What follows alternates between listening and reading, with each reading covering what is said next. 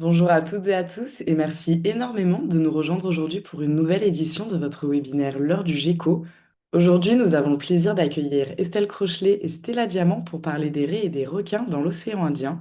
Cela sera notamment l'occasion de faire un tour d'horizon sur les connaissances scientifiques autour de ces espèces, mais aussi sur tout ce qu'il nous reste encore à découvrir.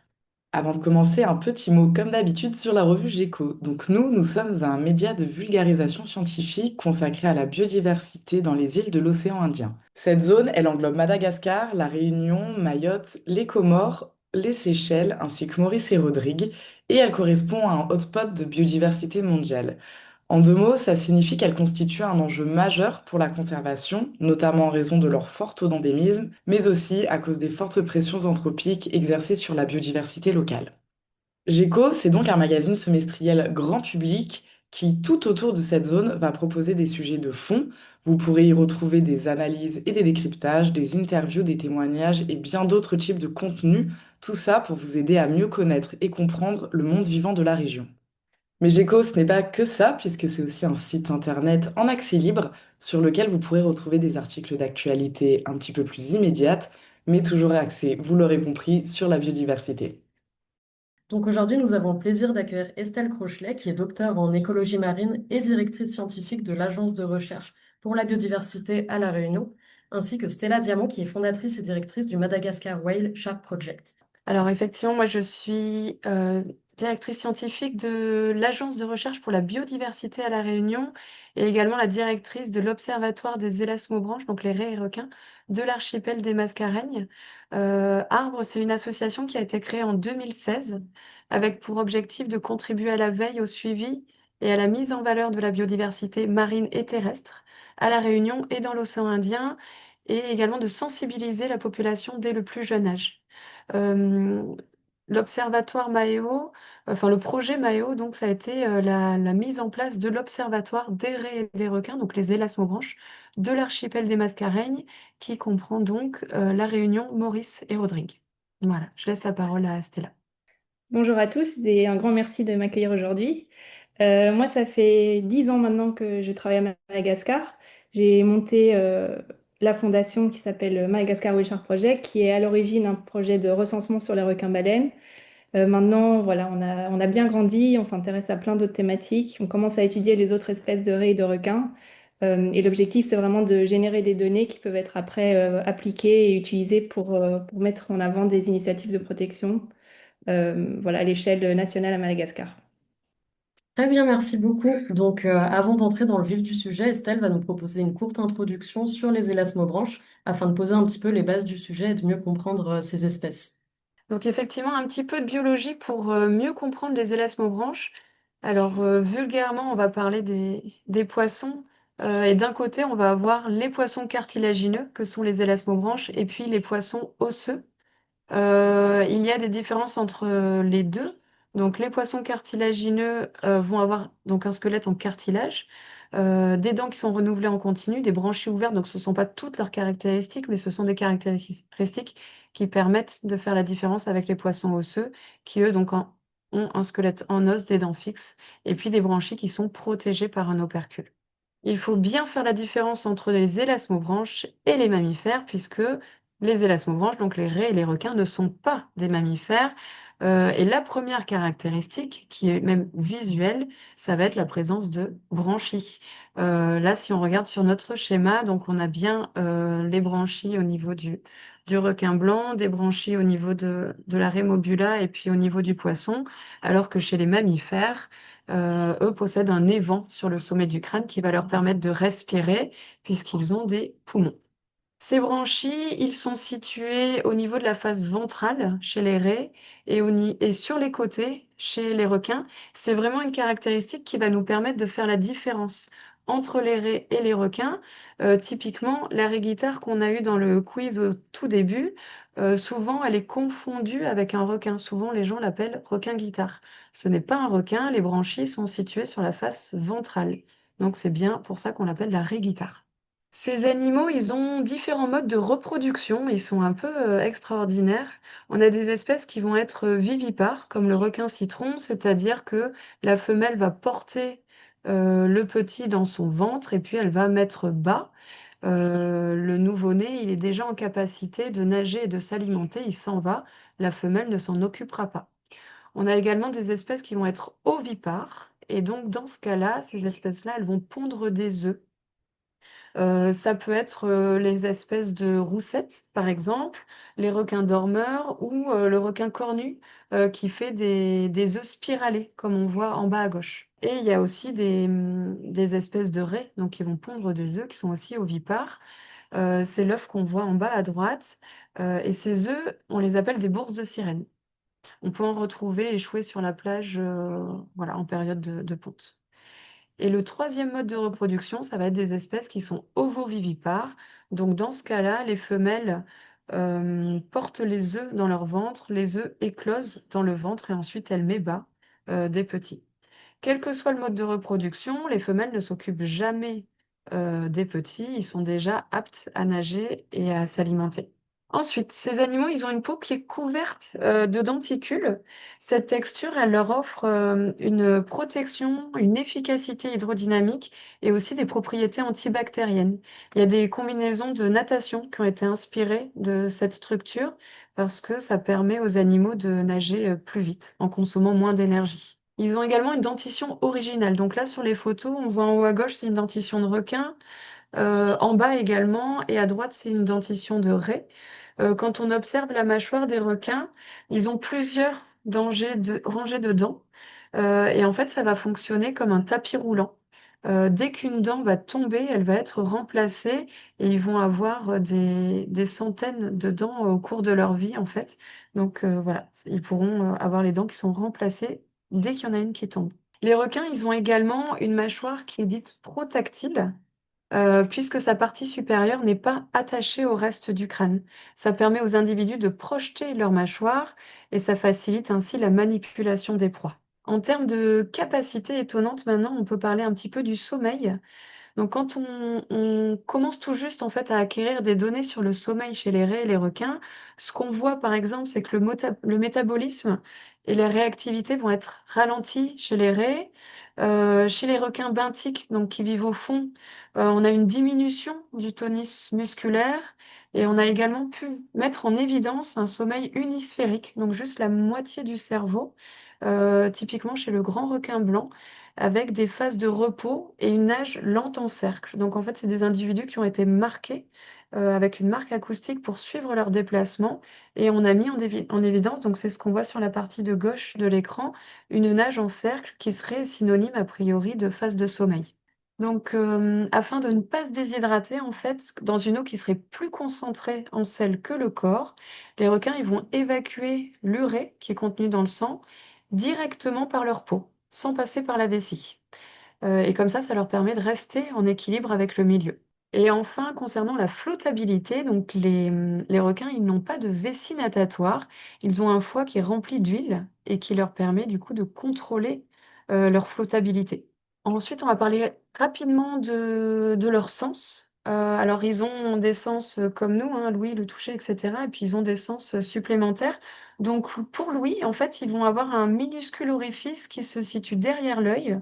Et il faut savoir que le son se propage 5 fois plus vite dans l'eau que dans l'air. Et ces oreilles, elles vont également leur servir à l'orientation et à l'équilibre. On va également avoir l'odorat. Donc l'ouïe, c'est dans un environnement, à une distance de 1000 mètres environ. Ensuite, on a l'odorat qui va aller jusqu'à 500 mètres. Et c'est le sens qui est le plus développé pour repérer une proie ou un congénère. Les requins, ils peuvent détecter une goutte de sang dans un volume qui est équivalent à une piscine olympique, mais rassurez-vous, ils ne sont pas attirés par le sang humain. Ensuite, on a la ligne latérale. Donc la ligne latérale, en fait, ça va être c'est le petit trait que vous voyez là sur le schéma, sur le requin. C'est des capteurs qui sont sur la peau tout le long du corps et qui leur permettent de capter les changements de température, de pression, les vibrations également et les mouvements qui sont dans l'environnement. Donc ça va être jusqu'à une centaine de mètres. Ensuite, on a la vision. Là, on est sur un périmètre de 30 mètres.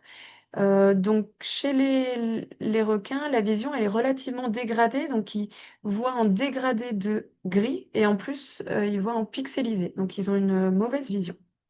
Ils ont également une membrane nictitante, en fait, une troisième paupière qui va venir protéger les yeux en cas de choc. Et ensuite, on a leur sixième sens, qu'on appelle l'électroception. Donc, c'est ce qu'on va voir sur la partie de droite du diapo. Ce sont ces petites cellules qu'on appelle les ampoules de Lorenzini et qui vont leur permettre de détecter les champs électriques sur de courtes distances pour repérer les proies qui sont cachées et également sentir le champ magnétique terrestre pour s'orienter. Voilà. Donc ce sont tous les petits trous qu'on voit dans la gueule du requin-tigre là, et c'est des zones qui sont très, innervées. On peut également parler de la catalepsie tonique, donc ça c'est, l'immobilité, tonique lorsque le requin est retourné sur le dos. Il rentre un petit peu dans une phase de sommeil. Et enfin la parole, donc il y a une étude qui a été faite en Nouvelle-Zélande, qui a permis d'enregistrer des petits clics sonores qui sont émis par les requins. À l'heure actuelle, on ne sait pas trop bien encore quel est le rôle. Est-ce que c'est pour de la communication, du stress, de la chasse? C'est des études qui sont encore, en cours. Merci beaucoup pour cette introduction, Estelle. Pour poursuivre, pourriez-vous nous présenter les principales espèces de raies requins présentes dans la région, ainsi que leur rôle au sein des écosystèmes marins? On va introduire cette partie sur le rôle de ces espèces-là, au sein des écosystèmes marins.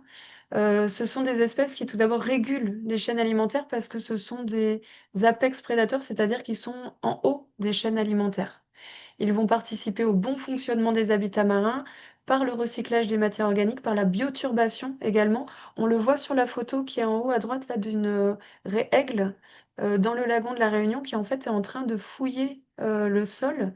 Et ça va permettre de remettre en suspension la matière organique et voilà, de renouveler le sol. Et ces individus-là également, ils reflètent la santé de l'océan parce que ce sont des espèces sentinelles. On sait que si elles ne sont pas présentes, c'est synonyme d'un écosystème qui est en mauvaise santé. Donc sans les raies et les requins, l'océan devient déséquilibré, moins riche et moins résilient. Il peut moins faire face aux menaces qui vont peser sur les écosystèmes.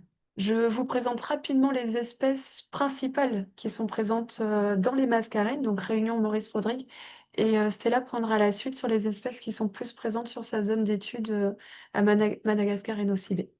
Donc dans les mascareignes, on va observer principalement en plongée l'arrêt pastenague à tache noire, l'arrêt fouet, l'arrêt brune également, qu'on voit moins souvent mais qui est quand même présente. La raie aigle osselet, on n'a qu'une seule espèce de raie aigle dans les mascareignes et à La Réunion notamment. Donc la raie aigle osselet, elle va être brune sur le dos, blanche sur le ventre et elle a des points sur le dos.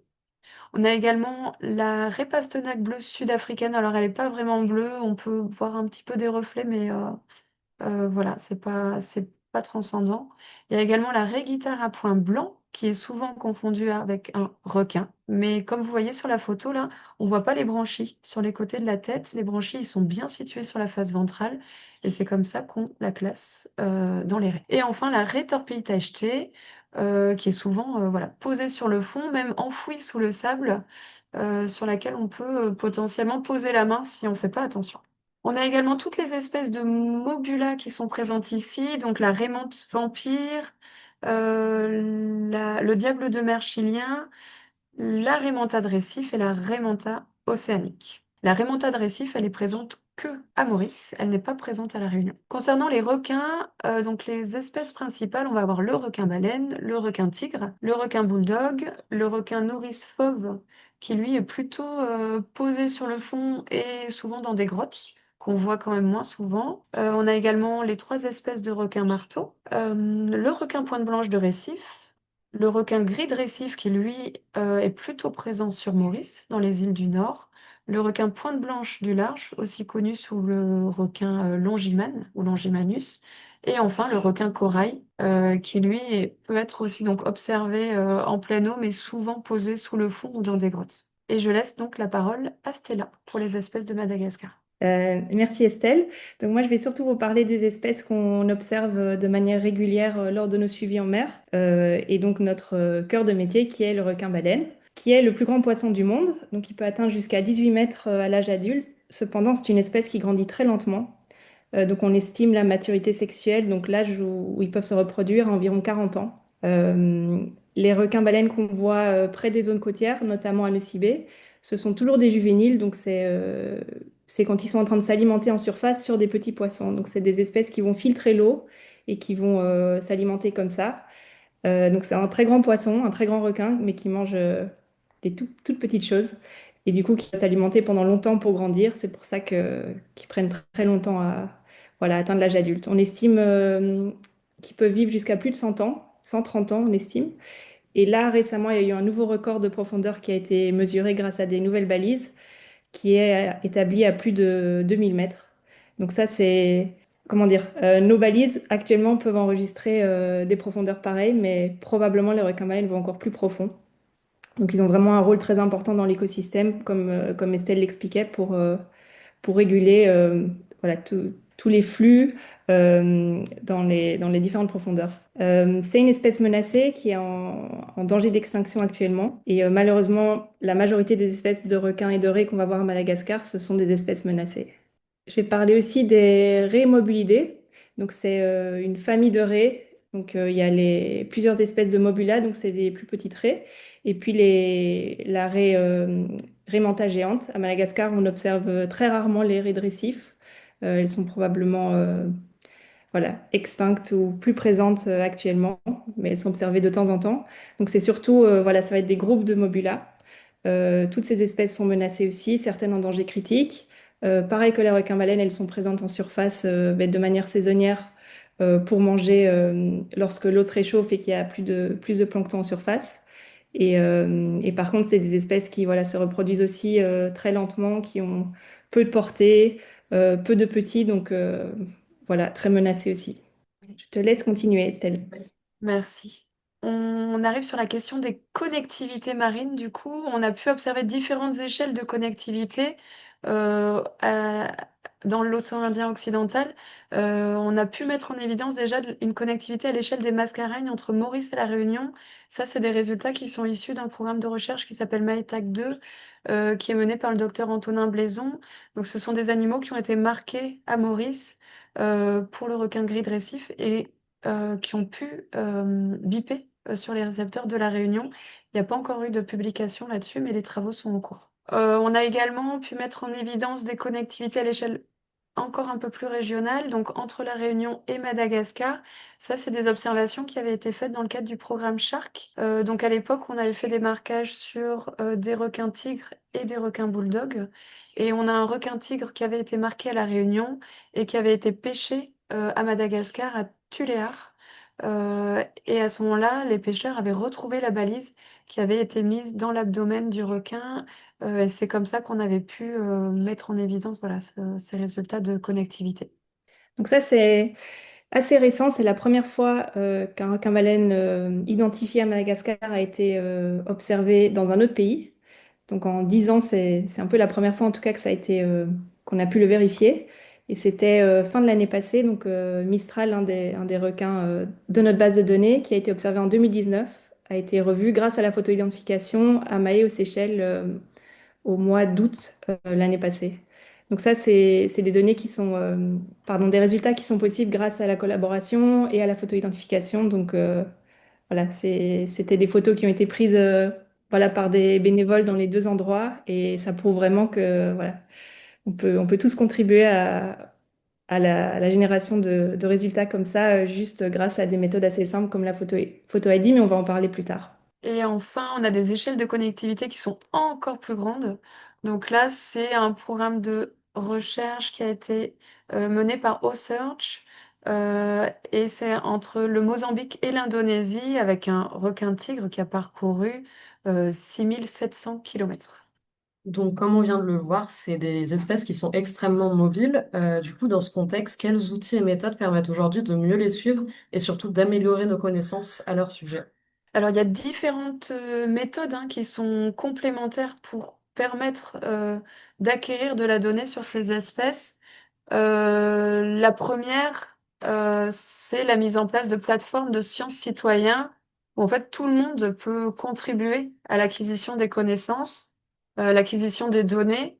Nous, on a mis en place un formulaire de saisie de données dans le cadre du programme Maeo et les usagers de la mer peuvent se connecter et renseigner leurs observations.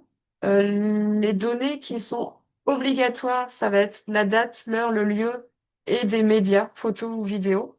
Et après, il y a plein d'autres données qui sont présentes dans le formulaire mais qui sont optionnelles. Ça va être sur le courant, la température, la turbidité, etc. Mais ces données-là, ça va plus être pour nous en tant que scientifiques, pour aller plus loin, pour croiser les données de présence avec des paramètres environnementaux. Mais déjà, si on a les données date, heure, lieu, photo ou vidéo, ça nous permet de pouvoir faire des analyses en termes spatial, donc où sont présentes les espèces, et en termes temporels, est-ce qu'il y a des saisons où elles sont plus présentes, etc. Donc ça, c'est la première méthode. Ensuite, on va avoir des méthodes via l'observation directe en plongée. Donc ce qu'on va appeler Underwater Visual Census. Donc on plonge tout autour des îles, hein, et on va essayer d'observer des animaux. Et en complément de ça, donc ça va être plutôt pour les plongées, ça va être plutôt pour voir les animaux qui sont peut-être cachés dans des grottes ou des choses comme ça. Et puis on peut complémenter ça avec des systèmes de caméras, donc un corps mort qu'on va poser au fond, un socle en béton, sur lequel on va fixer des caméras qui vont filmer à 360 degrés et qui vont nous permettre de voir les animaux qui vont passer dans le champ visuel des caméras. Donc là, voilà, on a ces deux types d'acquisition d'images. Ensuite, on a ce qu'on appelle l'ADN environnemental. Donc l'ADN environnemental, en fait, il faut imaginer que tous les animaux qui passent dans l'eau, nous y compris, on va laisser des traces avec des peaux mortes, du mucus, de la salive, des cheveux, etc. Donc finalement, on laisse notre ADN dans la colonne d'eau. Donc ce qu'on fait, nous, c'est qu'on va filtrer l'eau soit en surface, soit dans la colonne d'eau, soit au fond. Et sur des filtres en papier, on va récupérer l'ADN. On envoie ça en laboratoire et on récupère la liste des espèces qui sont passées dans la colonne d'eau. Donc l'ADN, il va se dégrader assez vite, mais on imagine qu'il peut rester maximum une semaine.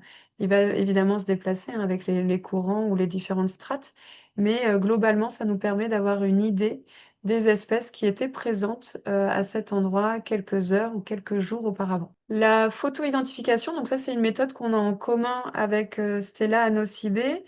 Nous, c'est quelque chose qu'on fait pour le moment sur les règles osselets. Donc c'est une méthode qui est non invasive et accessible. Sur les règles osselets, en fait, on va utiliser la photo de la face dorsale. Il faut imaginer que ça correspond en fait à notre empreinte digitale. Donc chaque individu a un dessin sur le dos, des motifs qui lui sont propres, qui lui sont uniques. Et on va utiliser donc ces motifs, on va rentrer ça dans un logiciel qui s'appelle I3S et on va pouvoir avoir finalement, ça va nous permettre d'identifier les différents individus. À La Réunion, ça nous a permis d'identifier une vingtaine de règles. Et grâce notamment au réseau éco-participatif, avec toutes les personnes, tous les usagers qui vont faire de l'apnée, de la plongée, qui nous remontent leurs photos, parce qu'il faut bien se dire qu'on a beaucoup, beaucoup plus d'informations via les apnéistes, les plongeurs, etc., que juste avec nos plongées qu'on fait dans le cadre de nos projets. Donc ça, c'est vraiment une quantité de données qui est énorme et qui est essentielle pour nous. Je te laisse la main, Stella, pour nous parler du requin-baleine. Oui, donc comme vous l'avez vu, les photos, les requins-baleines ont plein de petits points blancs. Mais ils sont tous différents, même si des fois on a vraiment l'impression que c'est les mêmes. Et donc nous, on utilise aussi le logiciel I3S et une autre plateforme participative qui s'appelle Wildbook. Donc en fait, on utilise deux algorithmes, l'un à la suite de l'autre, pour avoir un peu un double check. Et donc le logiciel I3S, ça nous permet de comparer, voilà, si on prend une photo aujourd'hui, de voir si c'est un requin qu'on a déjà vu dans notre base de données.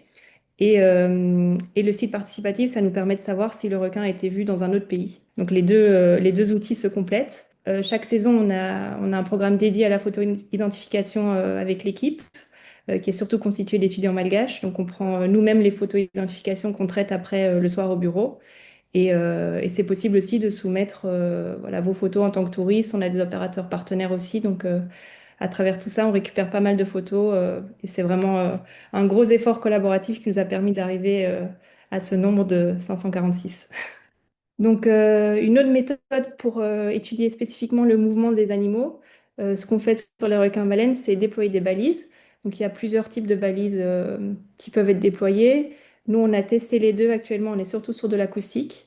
Donc, l'acoustique, pour expliquer brièvement, en fait, ça va être les balises qui vont détecter pardon, qui vont émettre une fréquence qui va être détectée après par, comme une station d'écoute. On appelle ça une station. Donc, on voit sur la photo ici à gauche. Et ces stations, elles sont ancrées sur le fond environ, chez nous, c'est entre 20 et 30 mètres. Et donc, elles vont détecter si un requin balisé passe environ dans les 800 mètres. Et donc, au plus on a d'animaux balisés, au plus on aura de détection si les animaux utilisent cette région-là. Et donc, ça permet de créer des cartes de fréquentation, des cartes saisonnières. Ça permet d'identifier les zones plus utilisées que d'autres. Mais évidemment, il y a quelques limitations. Si le requin-baleine décide d'aller aux Seychelles, on n'aura pas de détection. Donc, c'est très complémentaire avec la photo-identification et c'est aussi complémentaire avec la pose de balises satellites voilà, c'est encore tout un autre programme, comme on voit sur la photo ici à droite.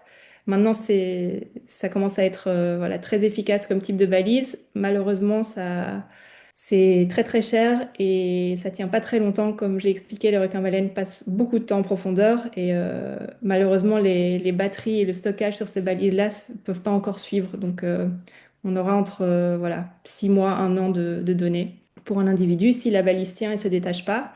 Et donc, ça permet à chaque fois que le requin-baleine va être en surface, en fait, que la balise va sortir hors de l'eau. Donc, c'est pour ça qu'elles sont mises sur l'aileron dorsal, parce que quand le requin-baleine est en surface, ben, la balise, elle peut transmettre au satellite. Et donc, ça nous permet d'avoir des points, en fait, qui montrent où est l'animal lorsqu'il est en surface. Donc, typiquement, pour le requin-baleine, ça va être lorsqu'il est en train de s'alimenter.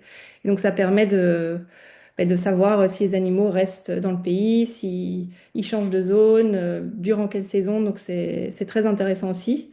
Et c'est quelque chose qu'on avait fait nous initialement en 2016 parce que quand on a commencé le projet, ben, on pensait que c'était des individus qui venaient du Mozambique.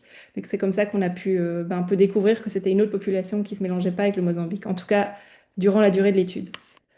Et donc voilà, voilà, ça se fait assez fréquemment sur les requins de manière générale. Il y a aussi ben, plein d'autres méthodes dans notre cas à Madagascar, complémentaires qui peuvent être utilisées pour obtenir plus d'informations sur les raies et les requins. Nous, comme on est une petite équipe et surtout mobilisés à Nocibé, on travaille de plus en plus en collaboration avec des autres chercheurs d'autres pays ou d'autres institutions. Donc, ben, notamment sur les consultations avec les pêcheurs, on a collaboré avec Yol Yuen qui vient de l'UMR Marbeck pour faciliter son étude et commencer à collecter un peu plus d'infos de la part des pêcheurs qui finalement sont beaucoup plus en contact avec les requins que nous. Il y a aussi voilà, les études socio-économiques, études d'impact sur tout ce qui va être la valeur lucrative des animaux, les interactions avec les tourismes, avec tout ce secteur-là. Il y a aussi tout ce qui est prélèvement de proies, donc ce qui permet de comprendre en fait pourquoi les animaux sont là. C'est dans le cas du requin-baleine particulièrement et des raies, c'est lié à la présence de proies. Donc il y a tout un travail qu'on est en train de faire à ce niveau-là. Et puis la majorité de nos projets maintenant, ce sont des projets imaginés et portés par des étudiants locaux. Donc voilà, de plus en plus de projets qu'on essaye de mettre en place et qui sont portés en partenariat avec des universités locales, pardon, et pour renforcer encore plus la capacité à Madagascar. Et puis évidemment, le but de tout ça, comme j'ai dit au début, c'est de pouvoir partager ces données et qu'elles aient un vrai impact en conservation dans la région. Et donc ça passe par des partenariats après au niveau national et régional. Très bien, merci beaucoup à vous deux pour ces éléments de réponse. On l'a évoqué rapidement au début de la présentation, mais certaines de ces espèces, elles sont aujourd'hui particulièrement menacées. Pouvez-vous nous présenter les principales pressions qui pèsent aujourd'hui sur les raies et les requins de la région? Alors, les raies et les requins dans l'océan Indien, ils sont particulièrement menacés, ben, je pense comme dans d'autres zones du monde, hein. Menacés par la surpêche. Alors, des individus directement, hein, des espèces de raies et de requins directement. On peut citer le requin marteau à licorne, le requin mako, la raie pastenague à tache bleue ou encore la raie guitare commune. Et ils sont également affectés par la surpêche de leur proie, qui va du coup affecter directement la chaîne alimentaire. Ce qu'on peut faire, nous, à notre échelle, hein, de citoyens, c'est, typiquement dans l'océan Indien, on sait qu'on a des gros thoniers qui vont voilà, viser les espèces de thon, qui ont beaucoup d'impact sur ces populations-là. Et ces bateaux, quand ils vont pêcher le thon, il faut se dire qu'ils vont pas pêcher que du thon. Ils vont également, pêcher, des requins-baleines, des tortues, des dauphins, des raies, des requins. Donc voilà, notre rôle citoyen, ça pourrait être de ne pas acheter de thon en boîte, clairement, parce que si on en achète et ben, on participe, aux pêches, ben, voilà, de raies, de requins-baleines, de tortues et cetera. Et privilégier du coup des techniques de pêche qui sont plus responsables et qui vont plus cibler des espèces, donc plutôt la pêche à la ligne en fait. On a de la chance ici à La Réunion d'avoir quand même pas mal de pêcheurs artisanaux et on peut aller à la poissonnerie pour acheter du poisson qui a été pêché à la ligne. Ensuite, on va avoir tout ce qui est prise accidentelle, c'est-à-dire que donc ces gros bateaux usines, quand ils vont pêcher, ça arrive qu'ils pêchent d'autres espèces. Donc, ce qu'on appelle voilà les prises accidentelles. Ces espèces-là, elles vont avoir un taux de survie qui est très faible après remise en mer. Au moment où les animaux donc soit c'est des animaux qui vont, s'étouffer dans les filets, quand c'est des tortues, des cétacés, ils ont besoin de remonter en surface pour respirer, ils ne le pourront pas. Ou alors c'est des animaux qui seront encore vivants, mais au moment où ils sont remontés dans les filets, en fait, ils vont, tous, s'écraser les uns sur les autres ou, même sous leur propre poids. Comme ce sont des animaux qui sont faits pour vivre dans l'eau, ils vont, s'asphyxier sous leur propre poids. Donc ça peut concerner des diables de mer, des raies mantas géantes, des requins et cetera. Donc même s'ils sont remis en mer, dans quel état et avec un taux de survie qui est très faible. On a également ce qu'on appelle les filets fantômes, c'est-à-dire qu'il arrive que ces bateaux utilisent des filets et les perdent. Donc c'est des filets qui vont dériver dans l'océan et qui vont continuer à pêcher finalement. Mais voilà, à pêcher pour rien. Donc soit les bateaux ont perdu leurs filets, soit les filets sont trop abîmés, ça coûte trop cher de les réparer, donc ils sont largués dans l'océan et vont continuer à dériver au gré des courants et continuer à pêcher, des espèces, voilà, qui vont être attrapées dans un filet à l'abandon. On a également le braconnage. Alors, il y a peu de personnes qui sont au courant. On entend souvent parler du braconnage des ailerons de requin, mais il y a également le braconnage pour les branchies de raies manta, qui a priori aussi, aurait aussi des vertus aphrodisiaques dans les pays asiatiques. Donc, il y a un gros marché là-dessus sur les branchies de raies manta géantes. Et puis, le commerce d'ailerons, qu'on appelle aussi le finning. Donc dans ce cas-là, les individus de requins vont être attrapés, on va leur sectionner, les ailerons, ils vont être relâchés vivants, dans l'océan, mais ils ne peuvent plus, ils ne peuvent plus se déplacer, et ils vont finir par mourir. Et enfin, on a la pollution, donc la pollution au sens large, hein, les déchets, le pétrole, les plastiques énormément, les pesticides. Donc les plastiques, en fait, c'est comme on peut le voir, chez des comme voilà, chez la tortue, chez les baleines et cetera, les animaux, ils vont ingérer tout ce qui est dans l'océan, tout ce que nous, on rejette, hein, depuis la terre qui va finir dans l'océan parce qu'ils vont prendre ça pour de la nourriture, ça va leur obstruer, l'estomac, ils vont finir par mourir. Tous les pesticides aussi qui arrivent du bassin versant, qu'on va utiliser pour l'agriculture et qui vont finir directement dans le lagon, sur la pente externe et dans l'océan. On peut également citer le développement côtier qui va être, responsable de la pollution par l'imperméabilisation des sols, donc du bitume, du béton. Il faut imaginer que dès qu'il pleut, l'eau, au lieu de s'infiltrer dans le sol, elle va, glisser. Ça va faire comme un grand toboggan. Ça récupère avec ça donc tous les déchets, les gaz d'échappement, les pesticides, les polluants, tout ça finit dans l'eau. Et puis, également le changement climatique, donc à plus grande échelle, qui lui va avoir un impact sur les proies, des raies et des requins et donc va affecter les populations de raies et de requins. Donc tout ça mène à la dégradation, des habitats. Et enfin, le tourisme. Donc là, je vais laisser la parole à Stella sur ce point-là. Donc le tourisme, gros sujet, surtout à Madagascar, parce que c'est extrêmement lucratif. Euh, on a estimé, on a fait des études socio-économiques, ça rapporte énormément d'argent à l'échelle de Nocibé et de Madagascar, ça crée beaucoup d'emplois à tous les niveaux. C'est pas juste les bateaux et les guides en mer, c'est les taxis, les hôtels, les restos. Donc, c'est pas quelque chose qui peut être interdit. Et donc, il faut faire avec. Donc, nous, depuis des années, voilà, on a mis plein de choses en place, on en parlera après. Mais malheureusement, le tourisme, s'il n'est pas géré, il va déranger le comportement naturel et augmenter les risques de collision. Et ça crée après des lésions, bah, souvent à vie sur les animaux, comme on voit sur la photo en bas. Mais pour nous, à Nocibé, vraiment le problème, c'est que les animaux sont en train de s'alimenter, comme ils viennent de manière saisonnière. En tout cas, on les observe en surface de manière saisonnière pour manger justement des petits poissons qui sont présents à ce moment-là. Donc, c'est vraiment leur opportunité pour s'alimenter.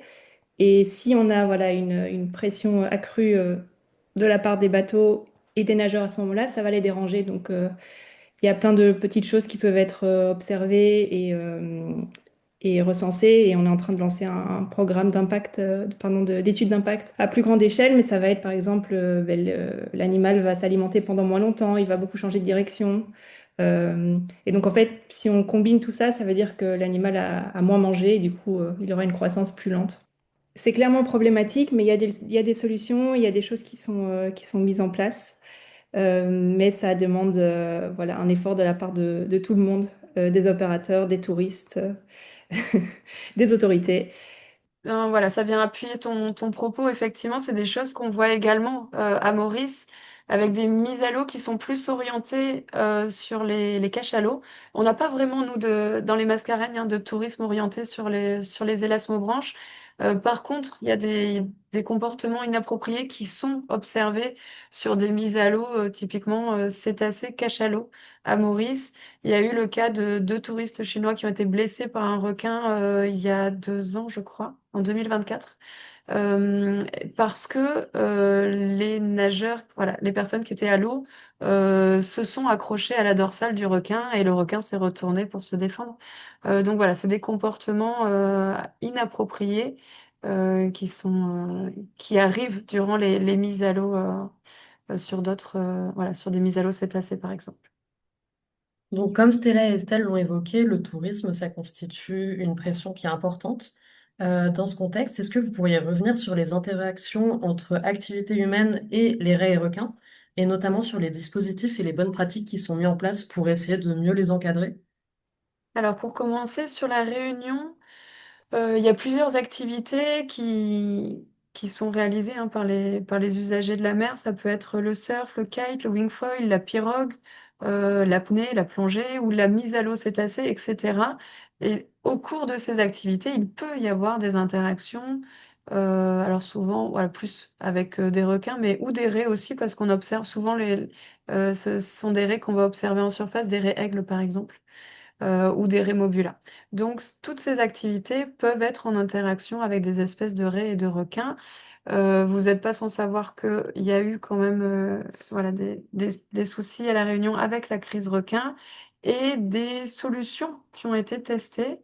Parmi elles, donc, il y a eu les vigies-requins qui ont été mises en place sur les communes de l'Ouest, Saint-Paul notamment, et qui encadrent la pratique du surf avec des personnes qui sont à l'eau, des bateaux, etc.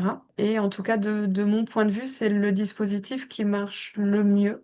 Toutes les fois où ça a été mis en place, il n'y a jamais eu de soucis. Il existe aussi des dispositifs qui sont répulsifs, mais des dispositifs individuels qu'on va pouvoir mettre sur la planche ou alors accrocher à la cheville ou au poignet. Mais les tests qui ont été faits sur ces dispositifs-là, finalement, c'est quelques dizaines de pourcentages enfin voilà, ouais, c'est 14% peut-être de différence de fonctionnement. Donc c'est pas vraiment transcendant comme résultat. Mais ça peut rassurer de porter des dispositifs comme ça.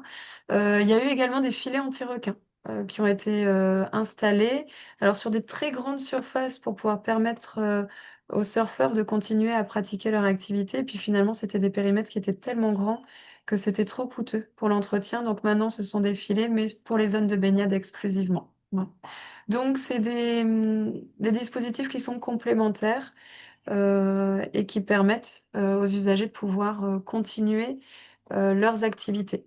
À l'échelle des Mascareines, il n'y a pas vraiment d'activité touristique autour des raies et des requins, donc on n'a pas mis en place de charte de bonne pratique ou de choses comme ça. Ce sera peut-être des choses à voir plus tard, qui, voilà, pour certains usagers tombent sous le sens, mais finalement, si jamais il y a une activité qui se met en place autour de ça, il faudra peut-être y réfléchir.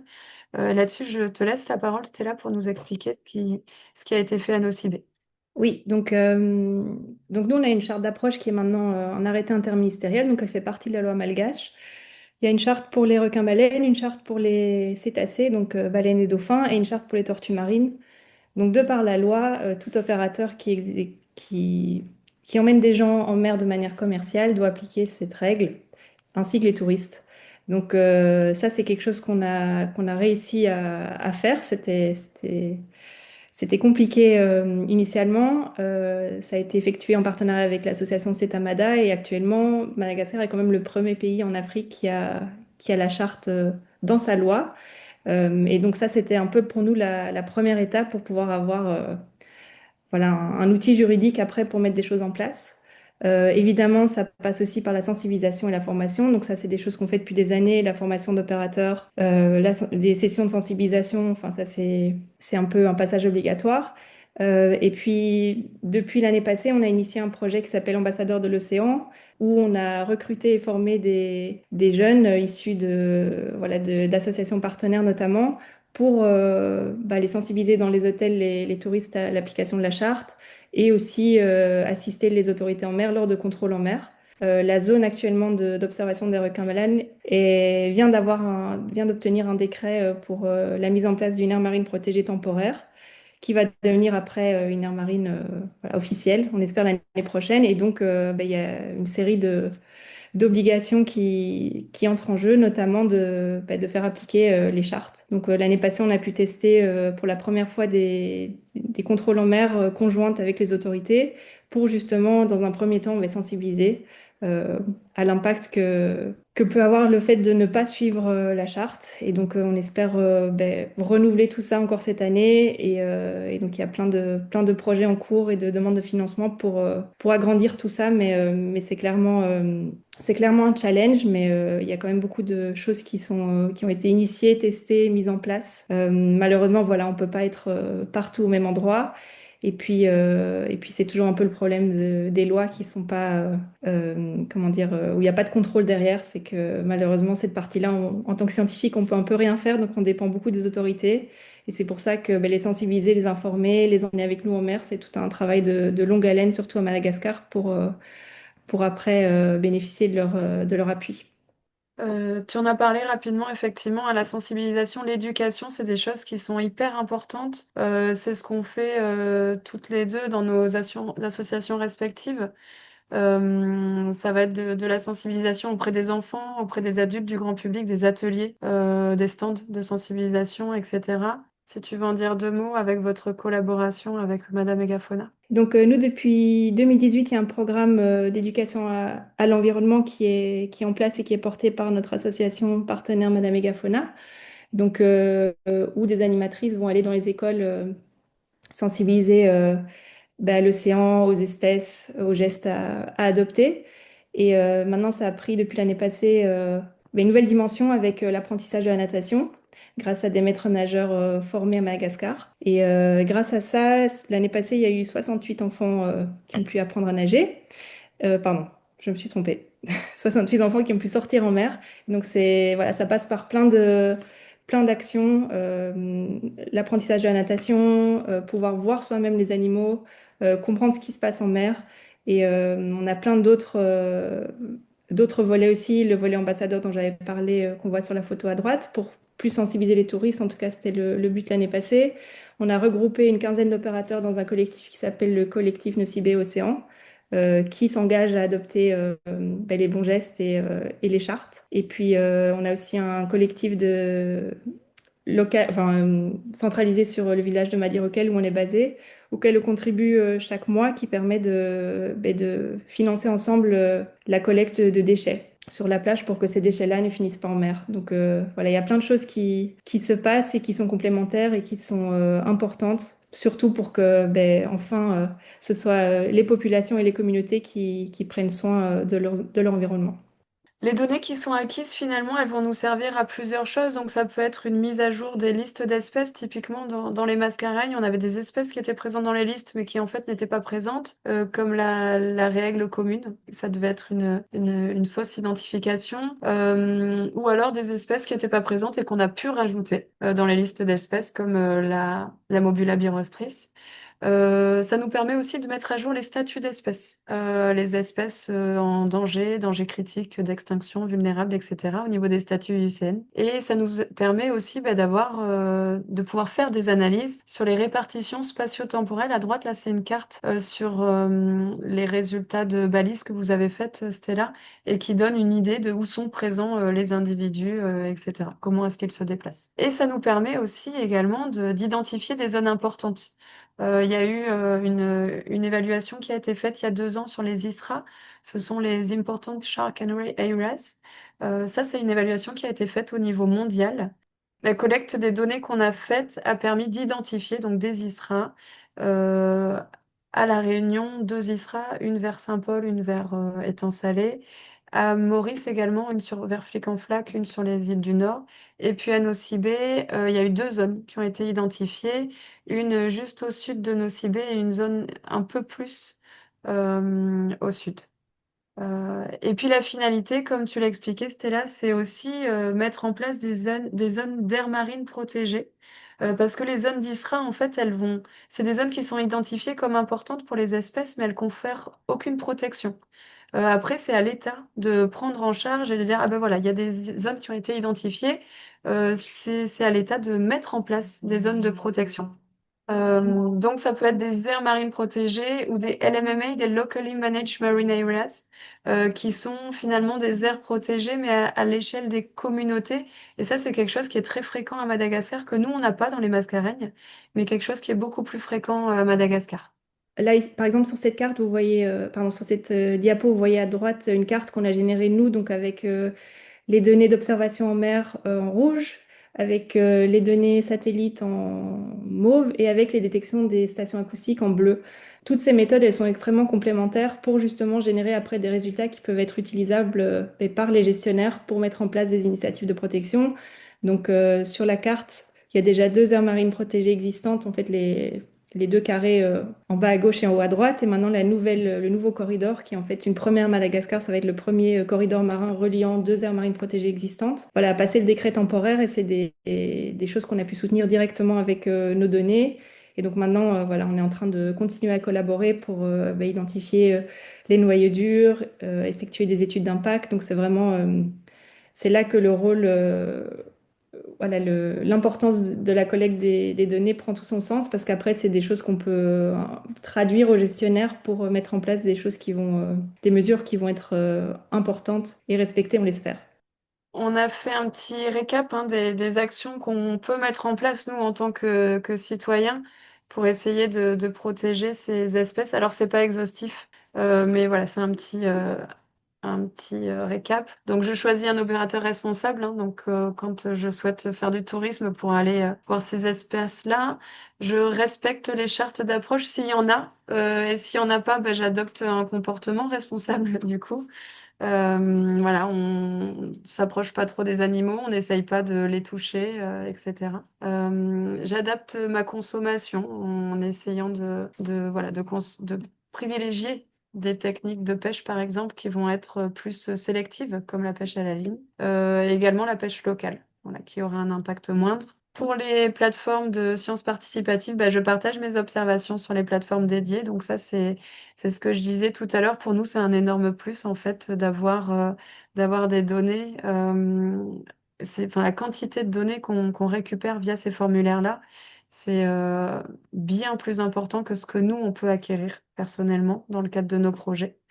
Et donc pour ça, ben merci. Je sais qu'il y a beaucoup de personnes qui sont présentes au séminaire, mais c'est vrai, merci beaucoup pour votre participation sur cette plateforme-là. Et puis la dernière chose, donc je soutiens les projets locaux qui permettent d'avancer en termes de connaissances et de mise en place aussi, tant sur la mise en place de zones de protection, mais aussi voilà, sur la liste des espèces, les statuts et aussi des chartes d'approche et de respect de ces espèces-là. Après, c'est du bon sens pour les gens respectueux de la nature. Mais c'est vraiment, si nous, les amoureux de la nature, on respecte pas ça, c'est compliqué après de faire passer le message aux autres. Donc c'est vraiment essayer de montrer l'exemple.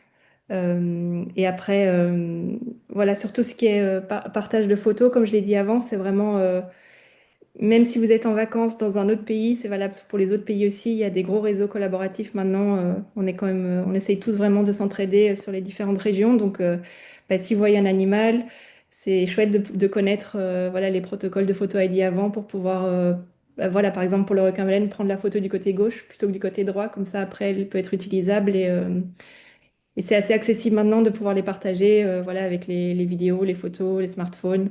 Je vous encourage vraiment, si ça vous intéresse et que vous êtes souvent dans l'eau, de se familiariser un peu avec tout ça pour après contribuer directement à votre échelle. Eh bien, merci énormément à toutes les deux pour votre présentation qui a été très riche et qui d'ailleurs a fait réagir quelques participants dans le chat. Donc, je vais vous poser les questions simplement dans l'ordre où elles ont été posées. Alors, pour commencer, nous avons une question de Thierry Mulauchaud qui demande si Maeo échange ou travaille avec le CSR. Et dans un second temps, il demande si vous pouvez récupérer les balises lorsqu'elles ont été posées sur les animaux. Est-ce qu'on échange ou travaille avec le CSR? On échange avec eux sur le programme IRAE, qui est en ADN environnemental, effectivement. Donc, on est allé leur présenter les résultats du programme d'ADN environnemental qui a été fait en 2022-2023. Avec du coup la liste des espèces qu'on a pu avoir à La Réunion. On avait fait une campagne sur 3 saisons autour de l'île et on est allé leur présenter donc les résultats mi-parcours et fin de parcours pour les mettre au courant de ce qu'on voilà, des résultats qu'on avait. Concernant Maeo, alors en fait, ils sont au courant, comme tout le monde, je dirais, des résultats au travers de nos rapports d'activité et puis des publications qu'on fait sur les réseaux. Tous les mois, on publie en fait les observations, le nombre d'observations de raies et de requins qu'on a dans les mascareignes. Voilà. Donc en termes de collaboration, c'est ça qu'on va avoir. Après, ça nous arrive aussi de nous appeler des fois si on a une observation, on n'est pas sûr de l'identification, ben, on peut se consulter l'un ou l'autre voilà, pour se dire, ah ben moi je pense que c'est plutôt telle espèce ou celle-là. Voilà, en gros, ça va être ça. En termes de balises, alors nous, on n'a pas de programme où on pose des balises. Il faut savoir que à La Réunion, la région ne finance plus de projets de recherche sur les raies et les requins. Donc tout le travail qu'on fait là, c'est sur fonds propres. On a eu un projet financé pour la mise en place de l'observatoire Maeo en 2021. Et tout le reste, en fait, on a demandé une suite sur les financements et ils ne financent plus de recherche voilà, sur les raies et les requins. Donc la suite du programme Maeo est faite uniquement sur les fonds propres de l'association. Donc c'est assez compliqué pour nous de pouvoir continuer à financer des sorties bateaux, d'où l'intérêt de la mise en place de la plateforme de sciences participatives. Et donc, on fait pas non plus de pose de balises parce que ce sont des méthodes qui coûtent très très cher, où il faut pouvoir faire des sorties bateau, aller marquer les animaux, etc. Donc finalement, les méthodes qu'on privilégie, ben, ça va être la plateforme de sciences participatives et de manière plus ponctuelle, des prélèvements en ADN environnemental. Voilà. Eh bien, merci beaucoup Estelle pour cette réponse. Nous avons une autre question, cette fois de Vanja, qui demande quelles sont les réponses de ces animaux marins face au changement climatique Et dans un second temps, il demande également, est-ce que ces recherches sont institutionnalisées au niveau du gouvernement à Madagascar? Mais sur le changement climatique, c'est déjà il faut se rendre compte que c'est un contexte global. Donc c'est les choses qu'on va observer ben, au niveau vraiment régional, c'est souvent des répercussions de complexes et de mécanismes à l'échelle globale. Par exemple, El Niño ou bien voilà, le réchauffement de l'eau. Donc c'est encore des choses sur lesquelles on a très peu de visibilité parce que ça arrive très vite et déjà ça arrive presque plus tôt que prévu. Donc voilà, il y a beaucoup de recherches en cours, mais il n'y a encore pas assez de données pour prédire, si c'est, enfin, pour prédire et pour dire si c'était lié au changement climatique ou pas. Euh, Par contre, nous, par exemple, au niveau des requins-baleines, ben, on observe un déclin depuis plusieurs années et moins de nourriture en surface. Donc probablement, il y a quelque chose qui est en train de se passer au niveau des océans. Alors c'est difficile de savoir si c'est le changement climatique, si c'est les courants profonds, si c'est... voilà, tout est un peu lié, mais c'est difficile d'identifier exactement ce que c'est. Mais clairement, c'est en train d'affecter la distribution de nombreuses espèces de mégafaune. Après, pour l'autre question, je suis pas sûre d'avoir compris. Nous, on est une fondation privée et donc on collabore avec des institutions à Madagascar, notamment plusieurs universités, avec lesquelles on pose des demandes de permis de recherche chaque année qui sont octroyées par les différents ministères du gouvernement. Donc c'est un peu comme ça qu'on fonctionne. Il y a très peu de financement à Madagascar pour la recherche, surtout pour les requins. Donc après, c'est des financements qui sont obtenus via des bourses de recherche ou via actuellement, par exemple, tout ce qui est travail lié à l'aire marine protégée, c'est des financements qui sont en train d'être qui étaient octroyés pour la prise de données sur la mégafaune marine pour pouvoir soutenir la mise en place de l'AMP. Donc en fait, c'est des financements obtenus par des groupes de travail à Madagascar qui sont après rétribués. Je ne sais pas si ça a du sens, mais voilà, c'est beaucoup de collaboration pour après trouver les experts sur place qui peuvent effectuer ce travail-là. Mais malheureusement, il n'y a encore pas vraiment de financement disponible pour ça à Madagascar. Merci beaucoup Stella. Nous avons une nouvelle question de la part d'Aurélien qui vous demande ce que vous pensez de l'utilisation des BRUV pour le suivi des élasmobranches. C'est vrai qu'on n'en a pas parlé dans les méthodes de suivi parce que c'est une technique qu'on n'utilise pas, ni Stella ni nous. C'est une méthode qui existe, qui est complémentaire effectivement et qui est utilisée pour le suivi des requins notamment. Donc pour ceux qui ne connaissent pas, en fait, on va utiliser des appâts avec une caméra et les animaux qui sont présents dans la zone vont être attirés et ça va nous permettre voilà, de pouvoir les observer. C'est une méthode qui est complémentaire, qui a ses avantages et ses inconvénients. Alors, on avait proposé ça dans notre protocole, typiquement dans le programme Maeo. Euh, Plutôt que ce soit juste des caméras qui soient posées sur un trépied, on pouvait effectivement imaginer mettre des bruses. C'est compliqué dans notre contexte à La Réunion parce que voilà, on évite les interactions. Enfin, en tout cas, voilà, on sait qu'il y a beaucoup d'activités nautiques qui sont pratiquées. Donc, c'était inenvisageable pour nous finalement d'utiliser des bruses. Et après, sur Maurice Rodrigue, on voulait utiliser le même protocole, donc on avait quand même fait la demande auprès du gouvernement mauricien pour potentiellement utiliser donc des caméras et des bruits. Alors là, ça a été carrément différent, c'est qu'on n'a même pas eu l'autorisation de mettre le trépied, même pas à pâté, hein, juste le trépied avec les caméras, parce qu'ils nous ont dit que potentiellement ça pouvait attirer les requins. Juste le fait de poser un corps mort au fond sans appât.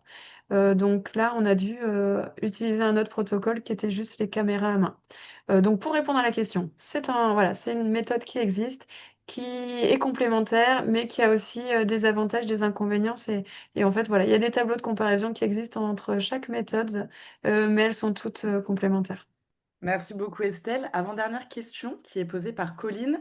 Existe-t-il des projets actuellement en cours qui emploient l'ADNE pour le suivi des élasmobranches?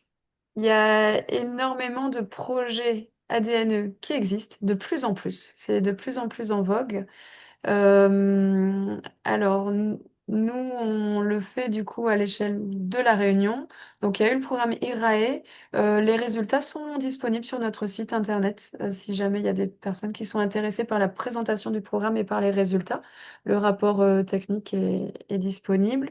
Et puis ça, c'est une évaluation qu'on va continuer dans le temps. Donc, pareil, des prélèvements tout autour de la Réunion avec voilà, une étude en ADN environnemental. On aimerait bien pouvoir l'étendre à Maurice et à Rodrigue. On a également fait des prélèvements sur toute la ride océan Indien. On a eu l'occasion de faire une, voilà, de monter sur un bateau d'expédition. Donc, on a pu faire des prélèvements en ADNE jusqu'à 5000 mètres de profondeur entre l'Afrique du Sud et Maurice. C'est Océane qui est secrétaire de l'association qui était en charge de cette mission. Et puis, on aimerait étendre ça. Et notamment dans le cadre de notre collaboration avec Stella, on aimerait pouvoir étendre ça sur Madagascar et Nocibé en intégrant des étudiants malgaches. Donc voilà, enfin c'est pas que c'est en discussion, les choses sont bien établies. On cherche des financements en fait, et ça faisait partie de la demande de financement qu'on avait faite à la région Réunion dans le cadre du programme Interreg pour créer des collaborations entre nos associations, Nocibé, Réunion, Maurice, Rodrigue. Voilà, mais donc on cherche des financements pour pouvoir mettre tout ça en place. Donc de plus en plus, oui, il y a des programmes en ADN environnemental parce que alors ce sont des méthodes qui coûtent cher, mais ça nous permet quand même d'avoir des super résultats.